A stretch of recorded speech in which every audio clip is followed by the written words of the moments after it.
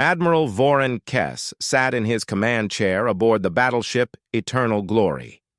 He had served the Valorian Empire for 32 years, and in all that time he had never seen anything that worried him. The Empire controlled 847 star systems. Their military was the strongest force in known space. Every species, every ship, every threat was recorded in the Imperial archives. Today would change everything. The censor officer turned in his seat. "Admiral, we have an unknown contact near Theta 9.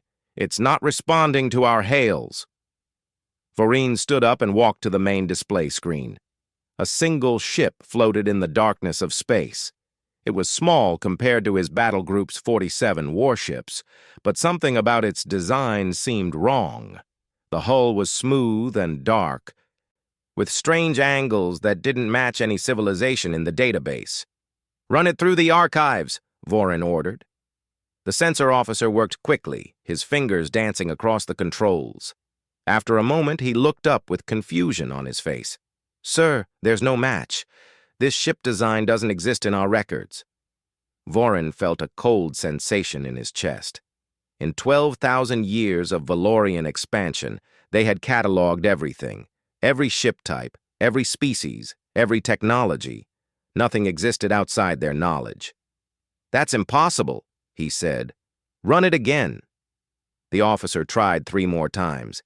Each time, the result was the same. No match found. Voren made his decision. "Send them the standard message. Demand identification. If they don't respond in 5 minutes, we disable their ship and board it." On board the unknown vessel, Captain Lisa Bennett stared at her own screens with growing worry.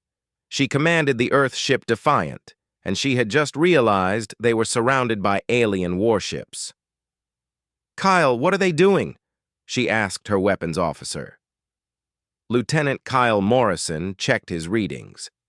"They're holding position, Captain, but their weapons are powered up. I think they're waiting for something." "Can we talk to them?" Lisa asked. Lieutenant Megan Park, the chief engineer, shook her head. "I'm trying, Captain, but our systems can't connect with theirs. It's like trying to have a conversation when we don't speak the same language and don't use the same radio frequencies." Lisa felt her stomach tighten. This was Earth's first contact with alien life, and it was going wrong fast. Humanity had only discovered faster-than-light travel 6 months ago. They had sent out 5 ships to explore nearby systems. The Defiant was one of them. Now they were lost in unknown space, facing an alien fleet, and they couldn't even say hello. "Keep trying," Lisa said. "There has to be a way." 5 minutes passed. On the Eternal Glory, Admiral Voren watched the countdown reach 0. The unknown ship still hadn't responded. "They're hostile," he decided. "All ships open fire. Disable their engines and weapons, but don't destroy them. I want that vessel intact." 47 Valorian warships opened fire at once. Bright blue plasma torpedoes streaked through space. Energy beams, powerful enough to cut through mountains, stabbed toward the Defiant. On the human ship, alarms screamed. "Incoming fire!" Kyle shouted. "They're shooting at us!" "Shields up! Return fire!" Lisa commanded, gripping her chair's armrests. The Defiant's defensive systems came alive. Small turrets mounted across the hull tracked the incoming weapons with impossible speed. Railguns fired metal slugs at tremendous velocity, intercepting the plasma torpedoes before they could hit. Point defense lasers burned through incoming energy beams, dissipating them into harmless light.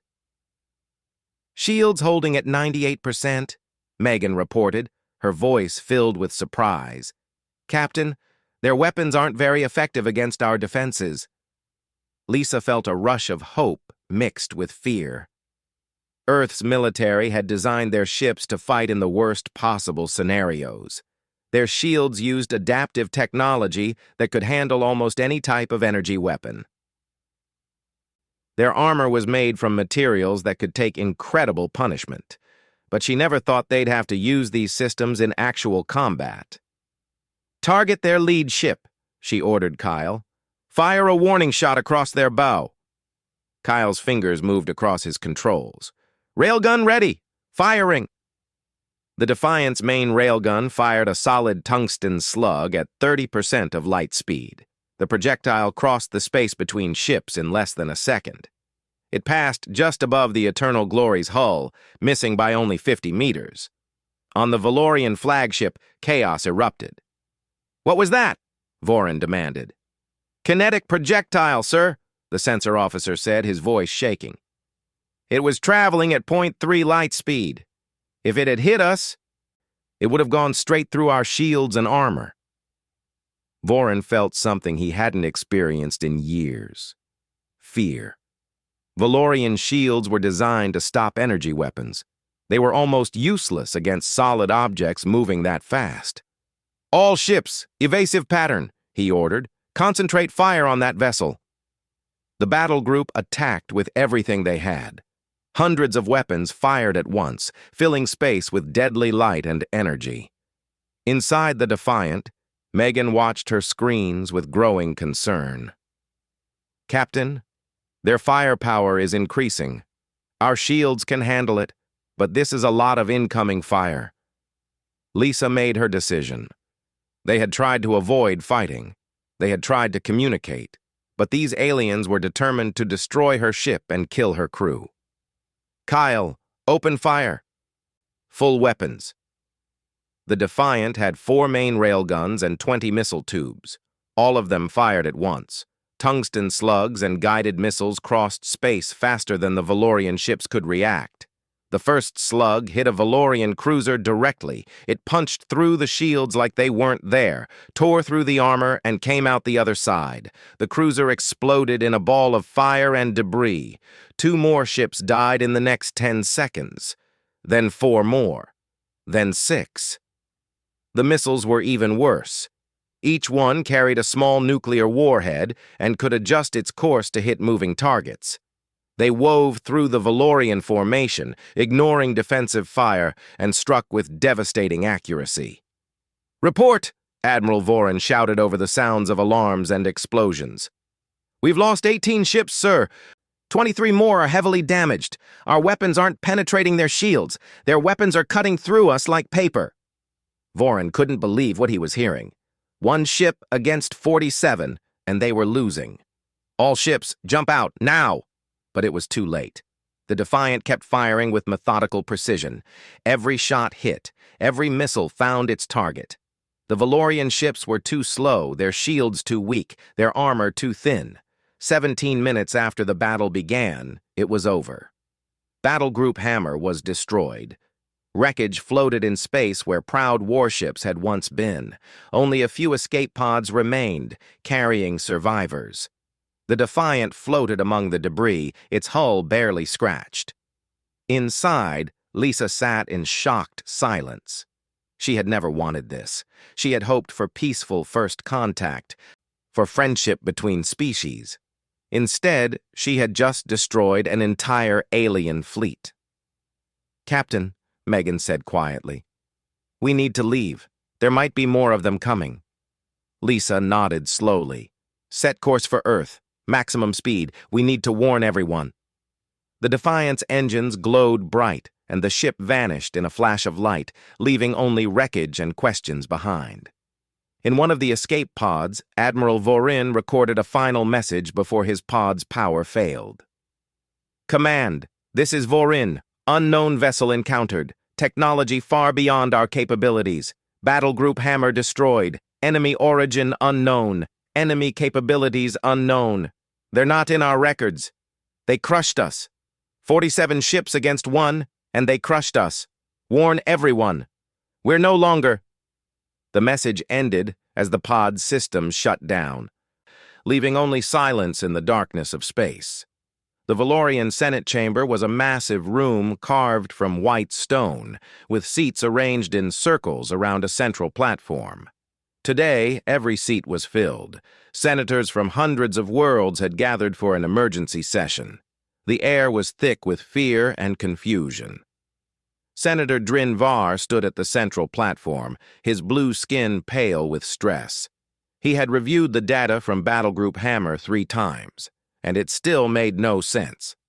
"Honored Senators," he began, his voice echoing in the chamber. 3 days ago, we lost an entire battle group, 47 ships, over 12,000 personnel, all destroyed by a single unknown vessel. The chamber erupted in noise. Senators shouted questions and accusations. High Chancellor Morvan, sitting in the elevated seat above the platform, raised his hand for silence. "Senator Var," the Chancellor said, "are you certain of these facts? Could there have been multiple vessels?" Drin shook his head. "We have examined all the data, Chancellor. It was one ship, small, unknown design. It destroyed our forces in 17 minutes. A senator from the military committee stood up. "How is that possible? Our ships are the strongest in the galaxy." "That's what we believed," Drin said quietly. "The investigation team has analyzed the wreckage. What we found changes everything." He activated a holographic display. Images of strange metal and unknown technology floated above the platform. "The enemy's weapons use physics we don't understand. Their materials are structured in ways that shouldn't be possible. Their power generation is beyond our theoretical limits." Another senator called out, "Where did they come from? They must be in the archives." "They're not," Drin said. "We've searched every record going back 12,000 years. This species, this technology, this ship design, none of it exists in our database. They came from nowhere." The chamber fell silent.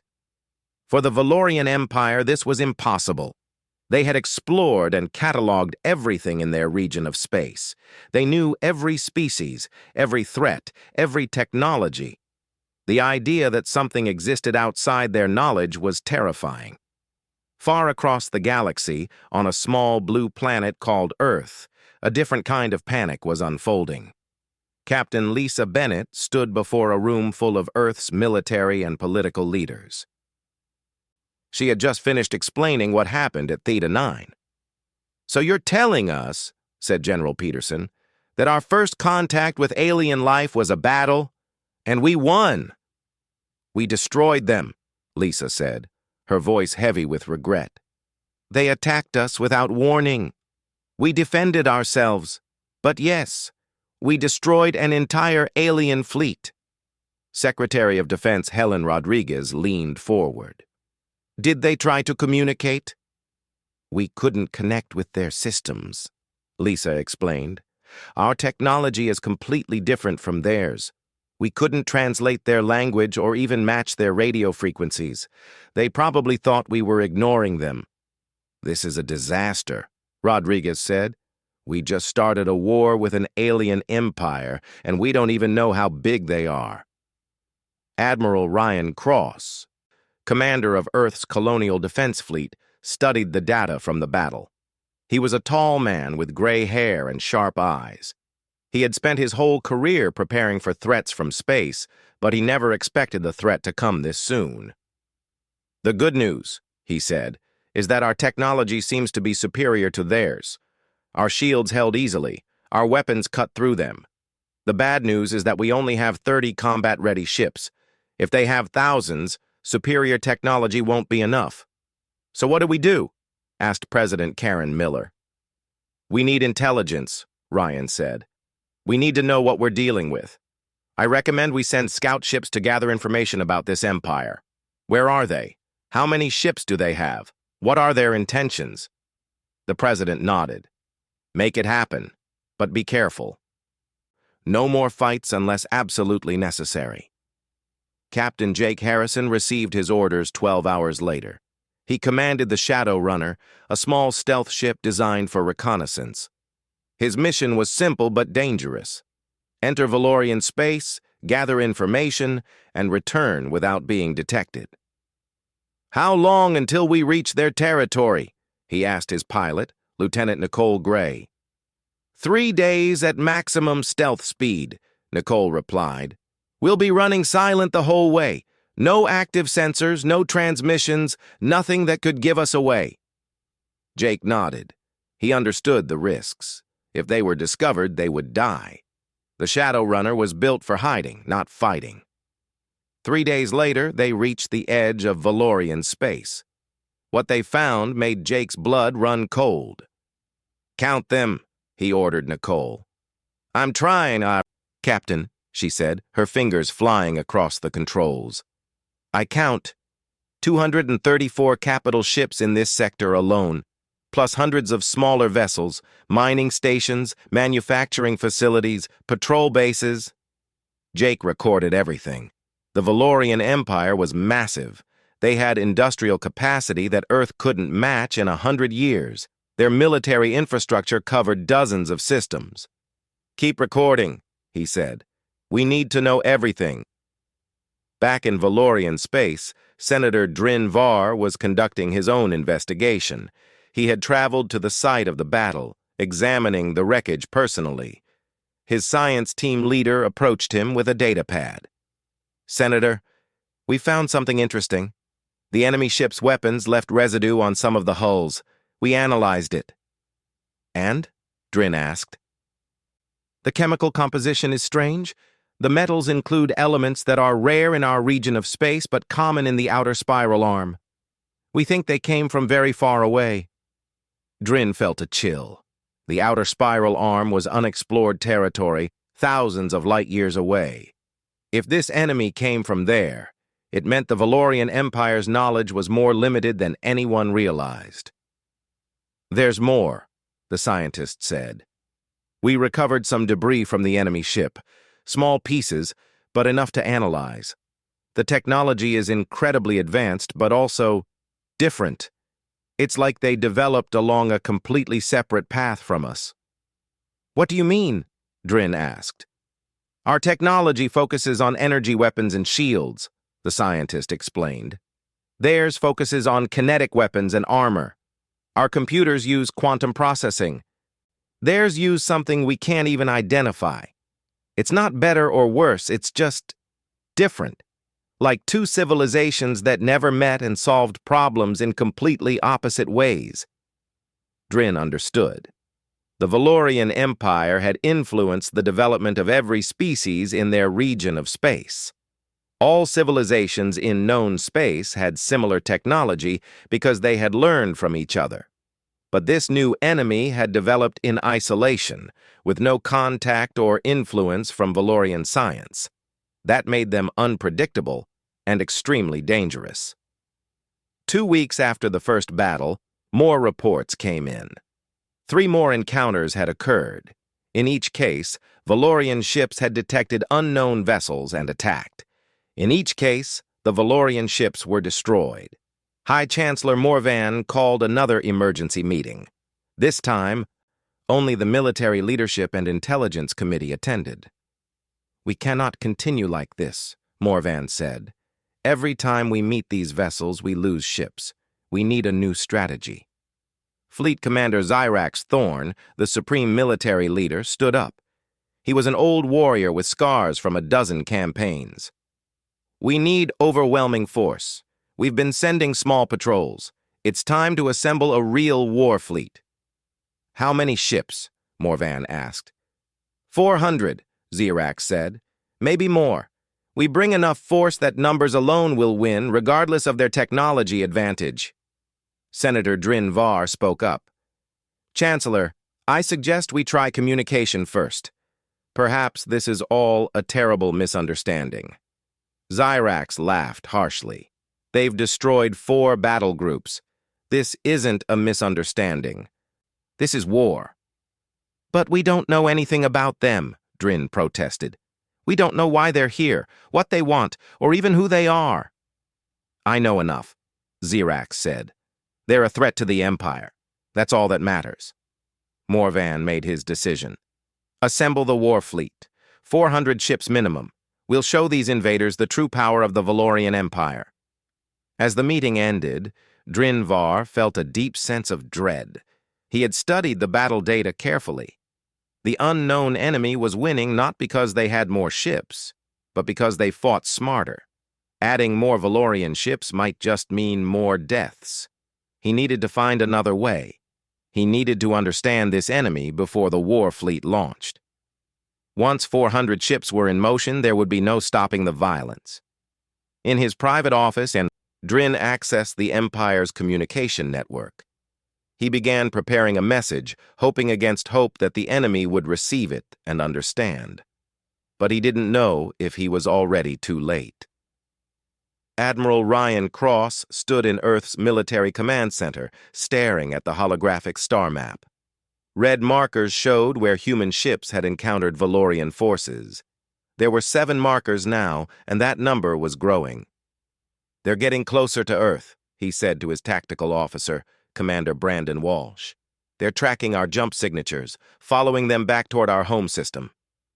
Brandon nodded grimly. "Intelligence estimates they'll find Earth in 2 to 3 weeks if we don't stop them." Ryan felt the weight of responsibility pressing down on him. Earth's entire fleet consisted of 32 combat ships. Most were small frigates and destroyers. They had only 4 heavy cruisers and 1 experimental battleship. Against the Valorian Empire's thousands of vessels, it wasn't enough. "What about the diplomatic probes?" Ryan asked. "All destroyed," Brandon replied. "We've sent 12 automated probes with peace messages. The Valorians shoot them on sight. They're not interested in talking." Lieutenant Amy Chen, the communications specialist, spoke up from her station. "Sir, I might have something. I've been analyzing Valorian transmissions from the wreckage. I think I've cracked their language protocols." Ryan walked over to her station. "Can we send them a message?" "Yes, sir. But I don't know if they'll listen. They seem to think we're invaders or some kind of threat." "We are a threat," Ryan said quietly. "We've destroyed every one of their ships that we've encountered. From their perspective, we're the aggressors." He made a decision. "Send a message. Explain who we are, where we're from, and that we want peace. Send it on all their frequencies. Maybe someone will listen." While Earth tried to establish communication, the Valorian Empire was assembling its war machine. Fleet Commander Zyrax Thorn stood on the bridge of his flagship, the Dawnbreaker, and watched as ships arrived from across the Empire. Massive battleships, sleek cruisers, heavy carriers loaded with fighters. They gathered in formation, creating a wall of metal and weapons that stretched across space. "Status report," Zyrax demanded. His second officer checked the displays. 412 capital ships assembled, Commander, another 50 support vessels, 200,000 crew members. This is the largest fleet we've assembled in 200 years. Zyrax felt satisfaction. This would be his legacy. He would crush this unknown enemy and prove that the Valorian Empire was still supreme. "What about the tracking data?" he asked. "Scouts have narrowed down the enemy's origin point to 3 possible sectors. We're deploying sensor networks now. Once we detect their next jump, we'll know exactly where they came from." "Good," Zyrax said. "When we find their homeworld, we'll demonstrate overwhelming force. They'll surrender or be destroyed. There will be no third option." But while Zyrax prepared for victory, another encounter was about to prove just how dangerous the enemy really was. A Valorian patrol squadron of 8 ships was investigating an asteroid field near the border. They detected a single contact moving between the asteroids, a civilian cargo ship, judging by its size. The squadron commander, Captain Venn, ordered his ships to intercept. "Probably refugees trying to flee the conflict. We'll capture them for questioning." But as his squadron moved in, 2 smaller contacts appeared on sensors, military escorts flanking the cargo ship. 2 frigates, his sensor officer reported. Same design as the enemy vessels from previous encounters. Venn hesitated. His squadron had 8 ships against 3. The math was in his favor, but the reports from other battles made him nervous. "All ships, battle formation," he ordered. "We take them together." The human cargo ship was the Pioneer, carrying supplies to a newly established colony. Captain Sarah Mills was at the helm when the Valorian ships appeared. "Get everyone to the safe rooms," she told her crew. "Marines, prepare for boarding." The two escort frigates, commanded by Lieutenant Carlos Wright and Lieutenant Beth Turner, moved to protect positions. "Pioneer, this is Wright. We'll handle this. You keep moving toward the colony." "Negative," Sarah replied. "I'm not leaving you." "That's an order, Captain Mills. Those colonists need those supplies. We'll buy you time." The Valorian squadron opened fire. Carlos and Beth split up, their frigates moving in opposite directions, forcing the Valorian ships to divide their attention. Carlos's ship, the Vigilant, absorbed several hits on its shields. "Beth, target their lead ship. I'll take the 3 on the left." "Copy that. Engaging now." The two human frigates were outnumbered 4-1, but they had advantages the Valorians didn't expect. Their targeting computers could track multiple targets simultaneously. Their weapons could fire in any direction without the ship needing to turn. Their shields regenerated faster than Valorian weapons could damage them. Carlos fired his railguns at the Valorian cruiser leading the left group. The tungsten slugs punched through shields and armor, crippling the ship's engines. It began to drift, spinning slowly. Beth launched missiles at 2 Valorian destroyers. The missiles wove through defensive fire, adjusted their courses in real time, and struck both targets simultaneously. One destroyer exploded. The other broke apart, leaking atmosphere. "3 down," Carlos said. 5 to go. But the Valorians were adapting. They focused all their fire on Beth's ship.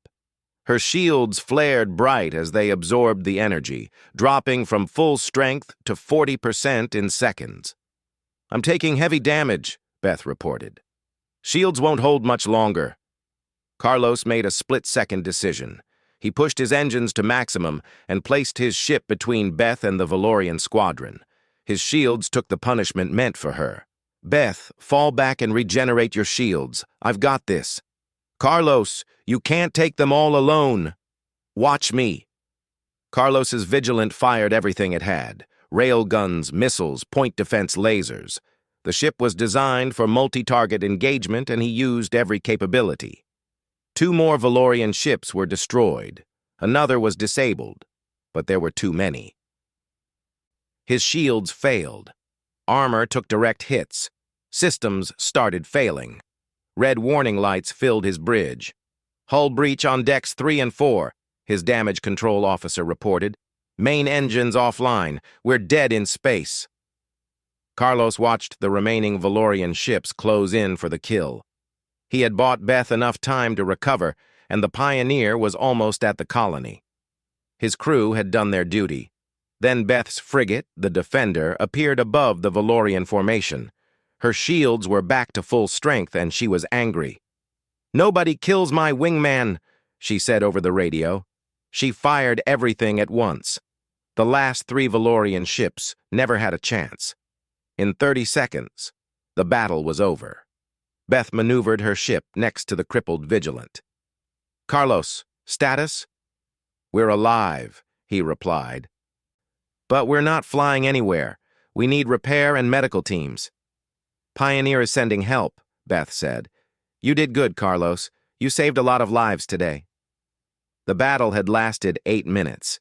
The Valorian squadron was destroyed. 1 human frigate was heavily damaged, but the cargo ship and the colony were safe. News of this battle reached both Earth and Valorian space. For Earth, it was proof that skilled crews could overcome numerical odds. For the Valorian Empire, it was another devastating loss. Fleet Commander Zyrax received the report with cold fury. 8 ships destroyed by 2 frigates and a cargo vessel. How is this possible?" His intelligence officer had no good answer. "Their technology is superior in every way, Commander. Better shields, better weapons, better tactics. Our crews are brave." "But bravery isn't enough."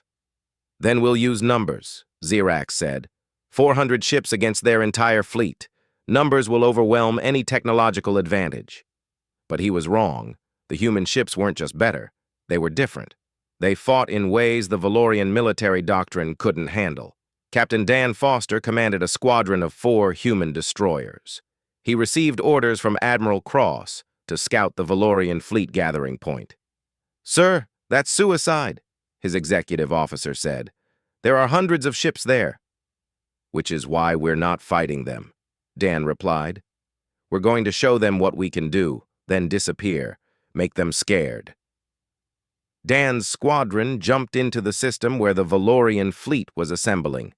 They appeared at maximum weapons range, fired a single salvo at a target on the edge of the formation, then jumped away before the Valorians could respond. One Valorian battleship was destroyed. The fleet never even got a chance to return fire. Dan did this 3 more times over the next week. Jump in, fire, jump out. Each time they destroyed 1 or 2 ships and vanished. The Valorian fleet couldn't predict where they would appear next. It was psychological warfare, and it was working. Valorian crews started reporting seeing ghost ships on their sensors, phantom contacts that appeared and vanished. Fear spread through the fleet. They were being hunted by an enemy they couldn't catch. Lieutenant Amy Chen finally got a response to her diplomatic messages. It came from Senator Drin Var, who had been secretly trying to open communication channels. "Admiral Cross," Amy called out. "I've got a message. It's in Valorian, but I can translate. They want to talk." Ryan rushed to her station. "What are they saying?" Amy worked on the translation. "It's from someone called Senator Drin Var. He says he represents a faction that wants to avoid further bloodshed. He's asking who we are and why we're here." Ryan felt hope for the first time in weeks. "Can we respond?" "Yes, sir. I can send a message in their language now." "Then do it. Tell them we're humans from Earth. Tell them we never meant to invade their space. Tell them we want peace." The message went out into space, carrying humanity's hopes for a peaceful resolution. But even as diplomacy began, Fleet Commander Zyrax was finalizing his battle plans. The war fleet was ready. The sensor networks were deployed. And his scouts had just detected a human ship's jump signature. "We have them," Zyrax said with satisfaction. "Plot a course. The entire fleet moves in 1 hour. We're going to end this war." The Kessler Nebula was a vast cloud of ionized gas and ancient debris left behind by a supernova thousands of years ago. It stretched across several light years, glowing with faint purple and blue light. The gas interfered with long-range sensors, making it perfect for what Admiral Ryan Cross had planned. "Position report," Ryan ordered from the bridge of his flagship, the Endeavor. Commander Brandon Walsh checked the displays. "All 12 ships are in position, sir. We're spread throughout the nebula. The Valorian fleet is 3 hours away." Ryan studied the tactical map.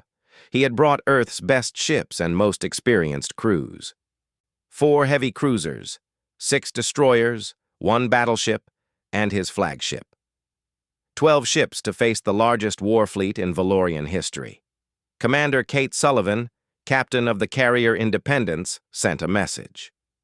"Admiral, my fighter drones are ready. 60 units, all autonomous. They're waiting for your signal." "Good," Ryan replied.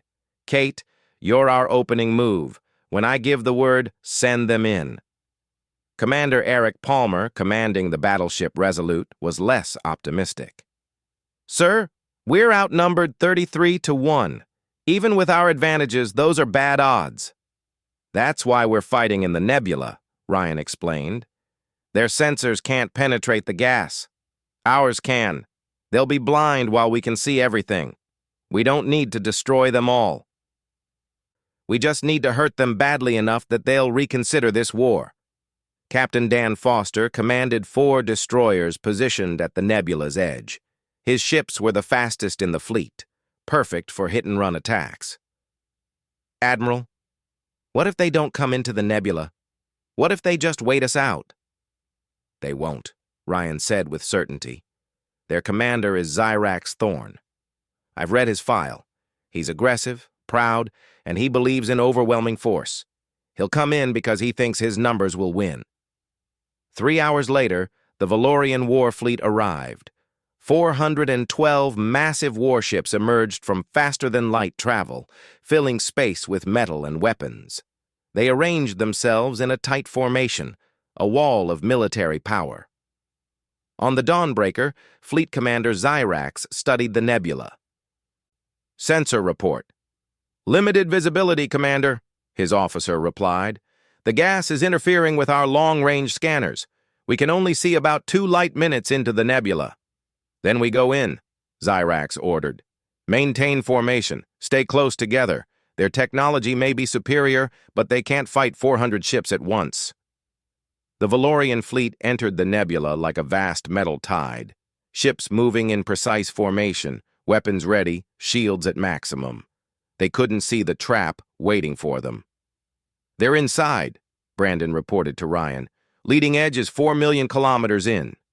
"Kate, launch your fighters," Ryan commanded. On the Independence, Commander Kate Sullivan activated her drone swarm. 60 small craft, each no bigger than a car, shot out from the carrier at high speed. They were controlled by advanced artificial intelligence, able to make decisions in milliseconds. The Valorian fleet's sensors picked up the small contacts, but the officers dismissed them at first.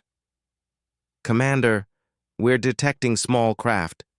Very small. Perhaps escape pods." Xyrax frowned. "Investigate. But don't break formation." The first fighter drone reached the Valorian vanguard. It was moving at tremendous speed, weaving between ships. Its weapons were simple, small railguns and cutting lasers. But it targeted specific systems with surgical precision. The drone fired at a Valorian battleship's sensor array, destroying it. Then it moved to the next ship, targeting communication equipment, then weapon systems. In 30 seconds, it had damaged 5 ships before defensive fire destroyed it. But there were 59 more drones doing the same thing. "We're under attack!" Xyrax's tactical officer shouted. "Multiple small craft moving too fast to track effectively. They're targeting our sensors and communications." Xyrax watched his screens light up with damage reports. The small craft were everywhere, impossible to predict, moving like insects through his formation. His ships were firing in all directions, often hitting each other by mistake. "All ships, spread out. Use area effect weapons." The Valorian fleet began to break formation, ships moving apart to give themselves room to maneuver. It worked. The drones were forced to retreat as walls of energy fire filled space around the fleet. But the delay had given Ryan's capital ships time to reposition. "Eric, you're up," Ryan said calmly. Commander Eric Palmer's battleship, the Resolute, appeared out of the nebula gas at point-blank range. It was only 5,000 kilometers from the Valorian formation, close enough that its weapons couldn't miss. The Resolute had 4 main railguns, each capable of firing 10 times per minute. Eric targeted the largest ships he could see. "Fire everything." Tungsten slugs, each weighing several tons and moving at 40% of light speed, slammed into Valorian battleships. Shields that were designed to stop energy weapons were useless against solid metal moving that fast. The slugs punched straight through, causing catastrophic damage. 3 Valorian battleships exploded in the first minute. 4 more were crippled, drifting and burning. "Target the Resolute!" Xyrax roared. "All ships! Concentrate fire on that battleship!" Hundreds of energy weapons locked onto the Resolute and fired. The human ship's shields flared bright, absorbing massive amounts of energy. For a few seconds, it held. Then Eric activated his jump drive. The Resolute vanished, reappearing 10 million kilometers away, outside the nebula. Its shields were regenerating, safe from enemy fire. "They jumped away," the Valorian tactical officer reported. "Where did they go?" Xyrax demanded. "Unknown, sir. Our sensors can't track jump signatures inside the nebula." Xyrax realized the problem. The human ships could see through the nebula gas. They could jump in, attack, and jump out before his fleet could respond. His numerical advantage meant nothing if he couldn't use his ships effectively. "All vessels defensive formation. Watch for..." Captain Dan Foster's destroyer squadron appeared at a different location, attacking the rear of the Valorian formation. They fired missiles and railguns, destroyed 2 cruisers, and vanished before return fire arrived. Then Commander Kate Sullivan's carrier attacked from above, launching another wave of drones. Then Eric's battleship returned, hitting from a different angle. The battle turned into a nightmare for the Valorian fleet. The human ships were everywhere and nowhere, appearing from the nebula gas, striking hard and disappearing. The Valorian ships were packed too closely together, making them easy targets while friendly fire became a constant problem. "Spread out more," Xyrax ordered. "Give each ship room to maneuver." But spreading out made them more vulnerable to the human ships that could coordinate their attacks with perfect precision. 4 hours into the battle, the Valorian fleet had lost over 100 ships. The nebula was filled with wreckage and debris.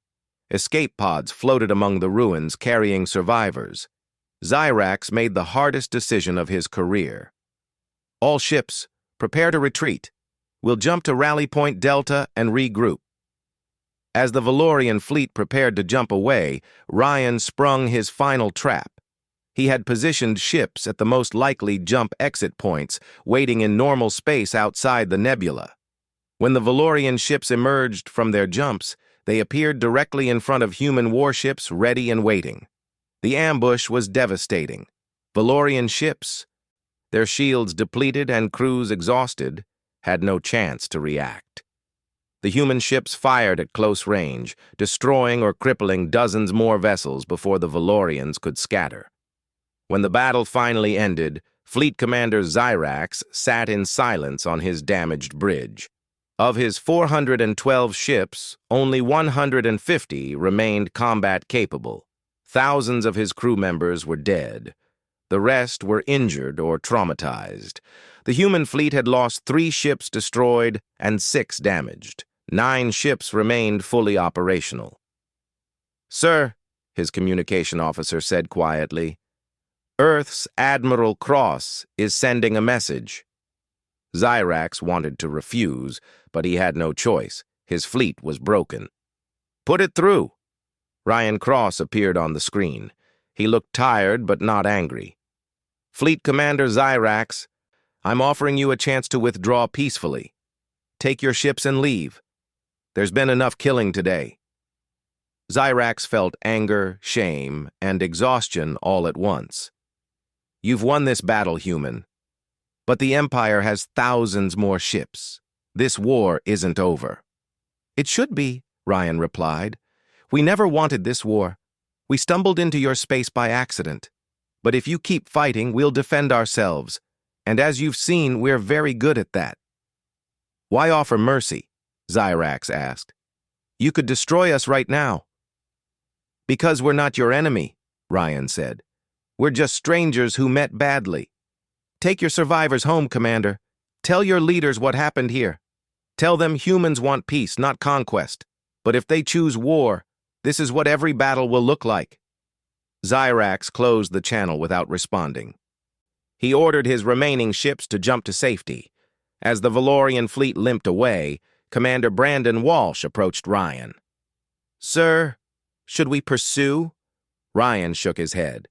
"No. We've made our point. Now we wait and see if they're smart enough to accept it." News of the Battle of Kessler's Rift spread across both civilizations like wildfire. For humans, it was a victory that proved they could defend themselves. For Valorians, it was a catastrophe that shattered their sense of military invincibility. Senator Drin Var received the casualty reports with a heavy heart. So many lives lost, so many families destroyed, all because of fear and miscommunication. He returned to his office and opened the message he had received from Earth, the one explaining who humans were and where they came from. It was time to try diplomacy again. Before more people died in a war nobody wanted. The Valorian Senate chamber was different now.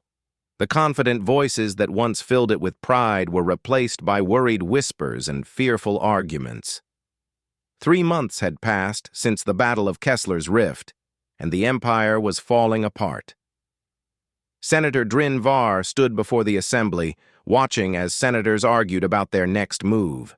Some demanded continued war despite the losses. Others called for negotiation. Many just seemed lost and confused. "The outer colonies are rebelling," one senator reported. "They see our military weakness and think they can break free.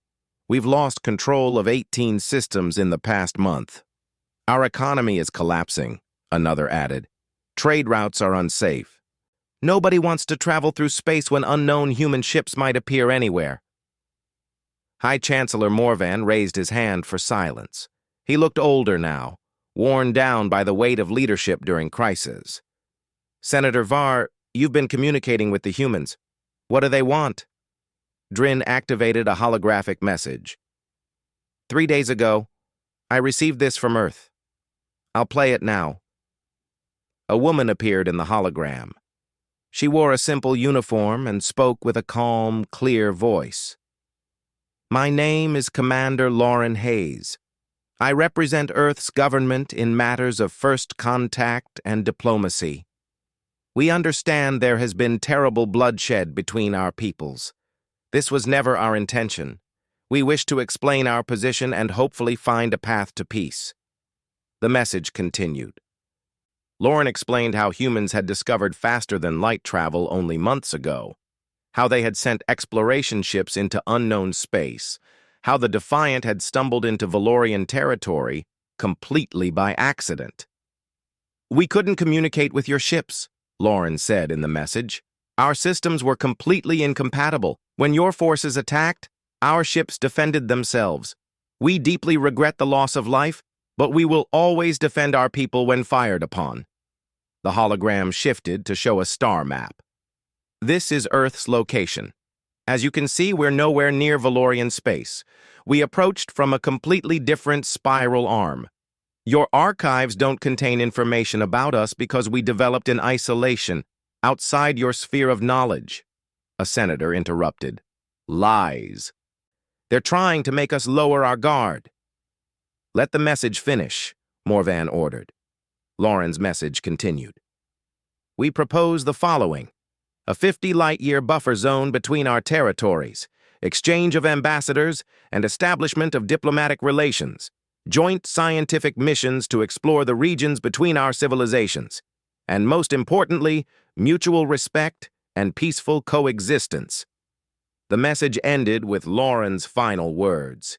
"We've proven we can defend ourselves, but we'd rather be friends than enemies. The choice is yours." The Senate erupted in debate. Military leaders demanded revenge. Diplomatic faction urged acceptance. The argument went on for hours. Finally, a young senator stood up. "I served on one of the ships at Kessler's Rift. I watched my friends die. I saw our fleet destroyed by only 12 enemy vessels. We can't win this war. They're too advanced, too skilled, too different from us. If we keep fighting, we'll destroy ourselves." His words created silence. Everyone in the chamber knew he was right. Senator Drin Var spoke carefully. "Chancellor, I recommend we accept Earth's offer. Not because we're weak, but because it's the wise choice. These humans don't want our territory. They don't want to conquer us. They just want to be left alone, and perhaps, someday, to be friends." "And if they're lying?" a military senator challenged. "If this is a trick to make us vulnerable?" "Then we'll deal with it," Drin replied. "But I don't think they're lying. I've studied their communications, their tactics, their behavior. They fight only when attacked. They could have destroyed Commander Zyrax's entire fleet at Kessler's Rift, but they let him retreat. That's not the behavior of conquerors." High Chancellor Morvan made his decision. "Send a message to Earth. Tell them we accept their terms. Arrange a meeting to discuss details." 2 weeks later, a neutral space station in unclaimed territory hosted the first official meeting between humans and Valorians. Commander Lauren Hayes arrived with a small team, including Lieutenant Megan Park from the original Defiant crew and security personnel. Senator Drin Var led the Valorian delegation. When he first saw the humans, he was struck by how similar they looked to Valorians despite evolving on different worlds. 2 eyes, 2 arms, 2 legs. Proof that some patterns in nature were universal. "Senator Var," Lauren said, extending her hand in the human gesture of greeting. "Thank you for agreeing to meet." Drin studied the hand for a moment, then understood and clasped it. "Commander Hayes, I hope this meeting brings better results than our first contact." They sat in a conference room designed to accommodate both species. The negotiations began immediately. "First," Lauren said, "we need to establish the buffer zone, 50 light-years between our territories, with no military presence from either side." "Agreed," Drin replied, "but we need trade routes. Our economies depend on commerce." "Commercial vessels only," Lauren proposed. "No warships without prior notification and approval from both sides." They worked through the details over 3 days. Exhausting negotiations where every word mattered, every agreement had to satisfy both governments. Lieutenant Megan Park provided crucial help. As an engineer, she could explain human technology in ways Valorian scientists could understand.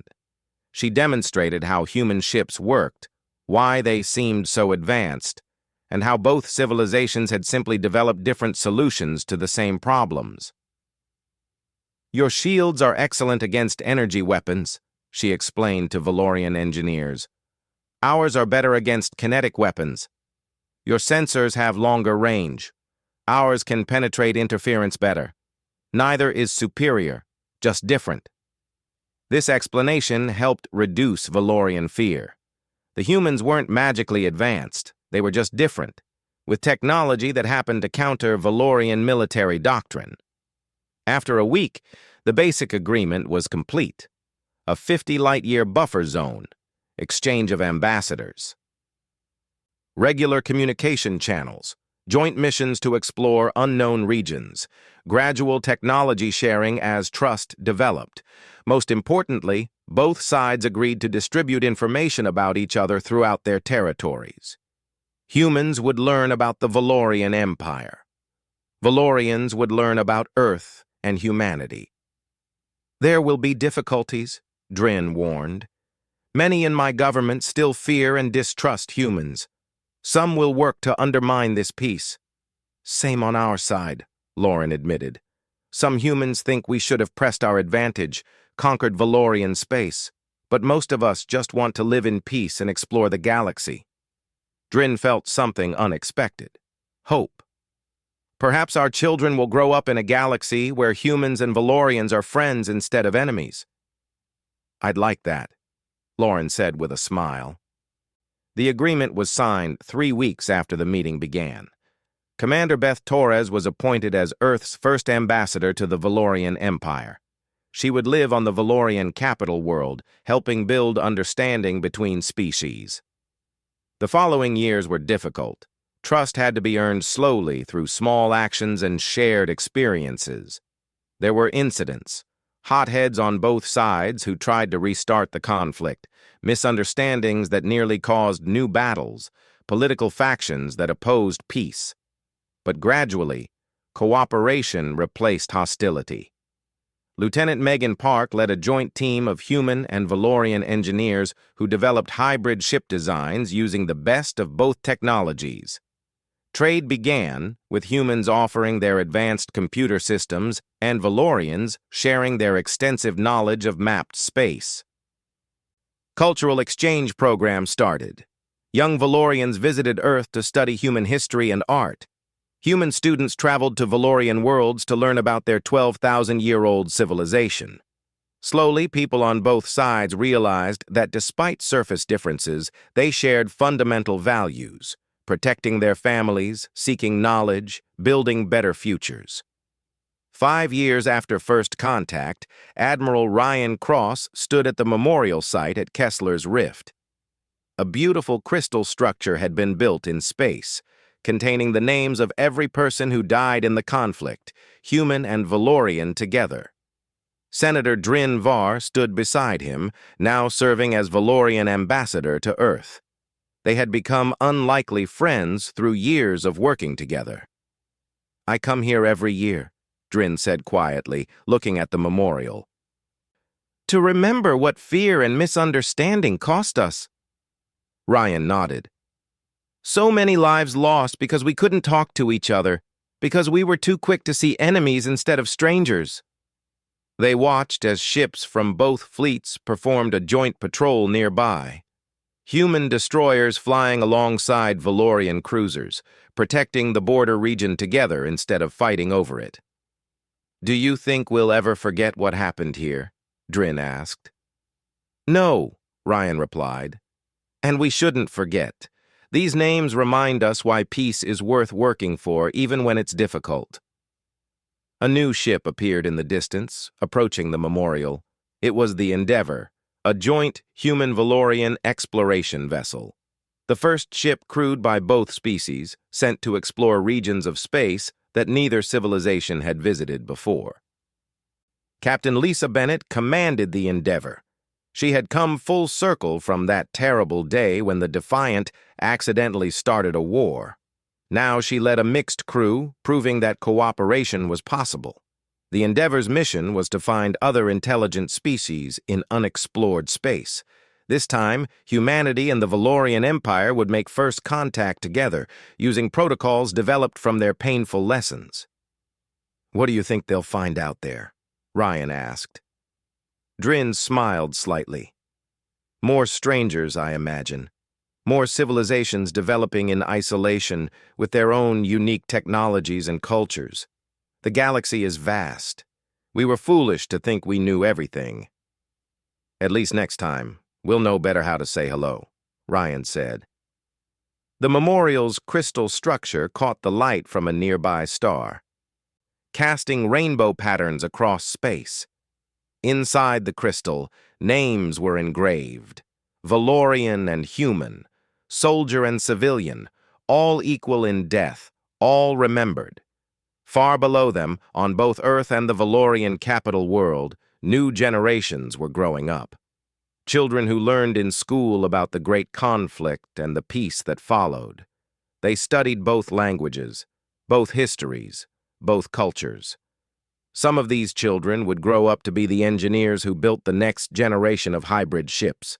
Others would become the diplomats who expanded peaceful relations across the galaxy. A few would join the crews of exploration vessels, seeking out new species to befriend instead of fight. The war had been terrible, but it had taught both civilizations something important. The galaxy was bigger than either of them realized, stranger than they imagined, full of unexpected encounters and unknown possibilities. And in that vast galaxy, friendship was more valuable than conquest. Understanding was stronger than fear. Peace, however difficult to achieve, was always worth fighting for. Commander Lauren Hayes, now retired, wrote in her personal journal that night, "We stumbled into first contact and nearly destroyed each other. But from that disaster, we built something better. We learned that being different doesn't mean being enemies. That technological advantage doesn't require domination. That the universe is large enough for everyone." She closed the journal and looked up at the stars. Somewhere out there, the Endeavor was jumping toward unknown systems. Somewhere, human and Valorian children were learning to work together. Somewhere, the future was being built by people who chose cooperation over conflict. The war was over. The peace was just beginning.